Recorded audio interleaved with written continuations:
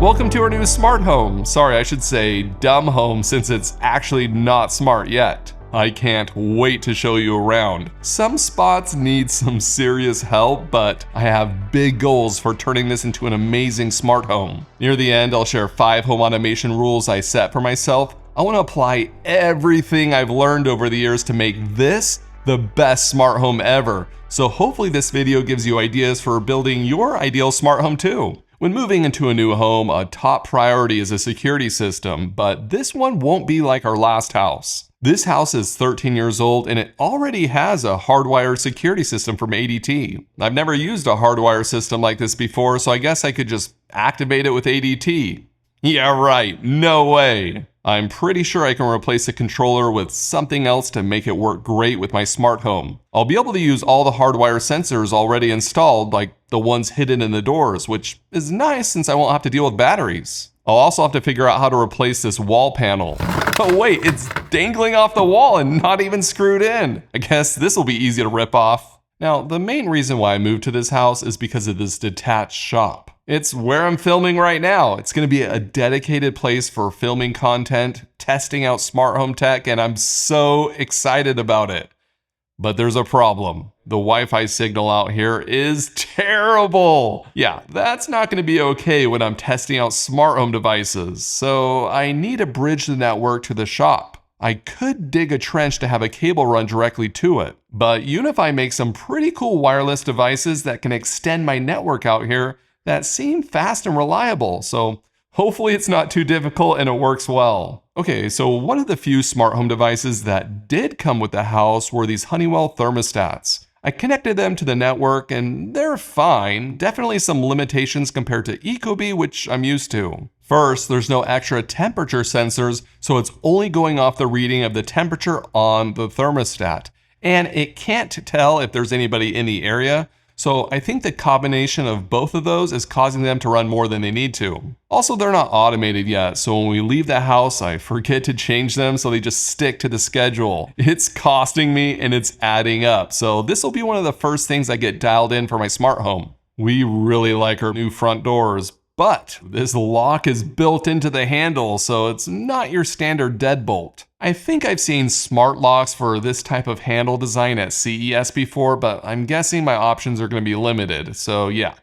I'm still not sure what I'm going to do here. But the back door lock, now, this is what I'm talking about. It's less beautiful, but I can easily make this smart, so maybe it's more beautiful? We use this door more than the front door, like when I'm going back to the house from the shop, and being locked out is not fun, so it'll be nice to automate it. And speaking of the doors, making the garage doors smart is actually a way higher priority for me right now. Not being able to control the garage doors from my phone or knowing if I left them open is so annoying. Luckily, the garage door controllers are a little bit older, so I think I can use Rat GDO on all of them. They even have a new disco version that has a laser on it to help you park, and you can run automations based on if the car is there or not. So yeah, sounds fun. Alright, I have a confession. I swore off Ring doorbells years ago, but look what this house came with. I know, it's embarrassing. I haven't swapped it out yet, but I will. I plan to replace it with a UniFi doorbell, the same one that I used in my previous house. And the reason I choose that is because I can record 24/7 to a hard drive in my house.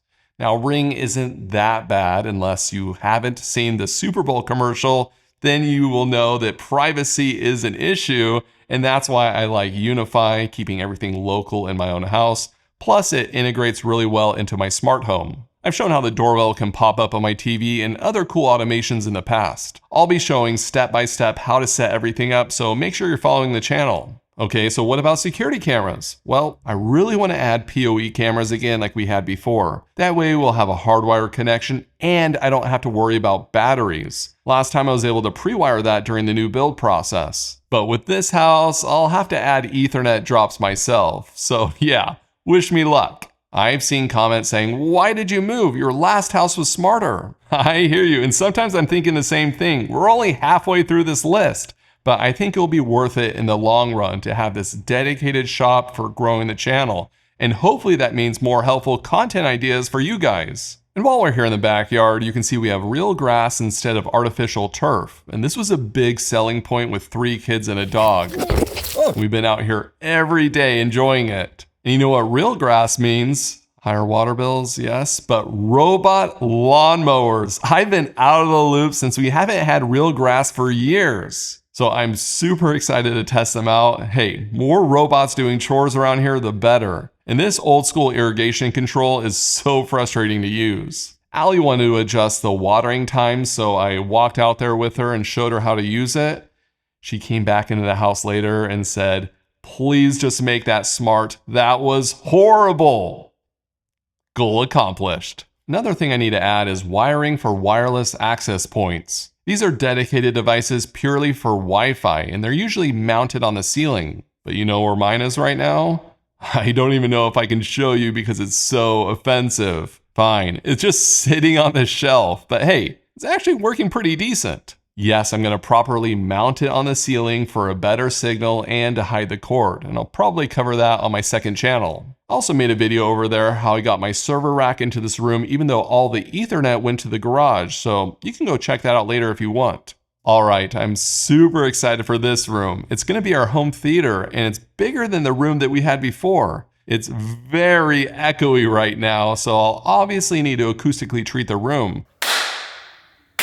There's also this cool looking fireplace in here that I love, but why are there 3 outlets on it? One right in front of the fire. What in the world? As far as tech goes, I think I'll be switching to a long throw projector instead of the short throw one. I really like the short throw projector, but the kids were almost always bumping into it with their WWE wrestling matches, so a long throw projector that's mounted up high means less people messing with it. And don't mind the red stains on the wall. I'm sure nothing died over there. But for real, we're gonna paint in here and clear out all the stuff. And I know it looks a little rough around the edges, but I can see the potential. And for running speaker wires, it might be a little tricky since a couple of these walls are exterior, but I have a plan and I hope that it works. What's interesting is after we bought the house and we moved in, I looked up and I saw that there were random speakers built into the wall. I found these here in the living room and the garage, and I think the wires for these speakers are actually over here in these built-ins. Honestly, I'm not sure if I'll be able to use these at all, but if you guys have any suggestions about these or anything in our house, let me know down in the comments. Now when it comes to outdoor lighting, hats off to the previous owners who had permanent holiday lights installed. These will be way easier than climbing a ladder to hang lights every December. The lights actually connect to Wi-Fi, so I tried out the schedule feature in the app. It didn't work, but I'm pretty sure I can pull these into Home Assistant and automate the lights that way. But either way, I'm happy to have these. Other than air conditioners, the next must-have thing here in Arizona are ceiling fans, and luckily these are all over our new house, even in the bathroom. But I realized there's a big problem. You see, the way these can lights are installed directly above the fans causes strobe effect. If both the fan and ceiling lights are on, it looks very intense. Hey, I know I have a history of making my house look like a nightclub with RGB light strips, but I'm trying to improve myself here. For real though, these give me an instant headache, and some of these fans are controlled by a wall switch while others use a remote. But regardless, I'm gonna have to automate these ASAP so they aren't on at the same time. Out here in the shop, we have fluorescent ceiling lights, yikes, and they're in the garage for our home too. They're okay, but I'm definitely going to want to swap these out for LEDs. Now when it comes to window shades, none of these are smart or even motorized. They're all manual, and I guess I really took for granted having smart shades the past few years. It feels like a part-time job always opening or closing the shades because they're never in the right position, so I'm going to make these smart for sure. Another big project will be lighting in here. There are no dimmers and it always feels blindingly bright or so dark we can barely see. So I'll be adding smart dimmers for the ceiling lights and extra lamps with smart bulbs like this one. But you want to know what the most annoying part is? Some of the lights are warm and some of the lights are cool even in the same room. The worst offender is the garage light on the opener. It's almost hilarious how much this sticks out like a sore thumb. Maybe I should just keep it like this to teach my kids what color temperature is. One feature this house has that our last one didn't is a central vac. It's kind of broken right now. For some reason it turns on right when it's plugged in and it won't turn off. I think I could add a smart outlet here to solve that problem. But I know these are kind of outdated with robot vacuums taking over, so we'll see if I use this or not. Alright, you can see I have a lot of work to do to make my home smart. But like I said at the beginning, I want this to be the best smart home ever. So I set a few rules for myself to make sure this smart home is better than our last one. First, everything has to work locally, no exceptions. If it needs an internet connection to work, get out of here. I've seen enough internet outages and companies going out of business to know if a device doesn't work locally, it's going to bring me long-term headaches. So I'll be mainly using devices that are Matter compatible, use Zigbee or Z-Wave protocols, and lots of other options like ESP Home. Rule number 2, my smart home must be grandma proof. Okay, I stole this one from Joel. I toured a smart home in Colorado and I love the concept. Basically, you shouldn't have to use your phone or dashboard to turn something on or off. That way, if grandma comes over to watch the kids, she's not throwing out curse words because she can't turn something off. So if there's any kind of light, it better have a switch or button by the light switches to control it. Like this lamp has a smart bulb that can only be controlled by my phone or automation right now. Unacceptable! The third rule is really important. No unnecessary automations. I'm humbling myself here and admitting where I've gone wrong in the past with too many automations. Basically, I only want automations we need, not ones we want.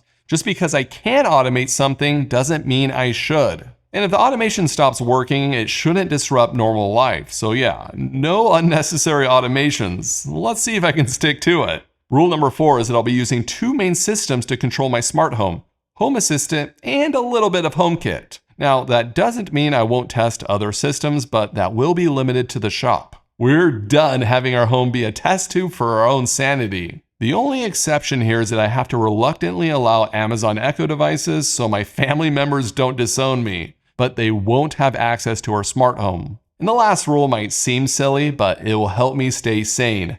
Limit batteries wherever possible. I want to use wired millimeter wave sensors over PIR motion sensors. Millimeter wave sensors are really fast at detecting people now and way more accurate. And I hate when a sensor goes offline because of a dead battery. But obviously I can't eliminate all batteries, so if I have to use a sensor that needs batteries, it needs to take rechargeable ones. So those are my 5 smart home rules. And in the shop, I'm going to be a little bit looser on the rules. That way I can test more smart home devices for you guys.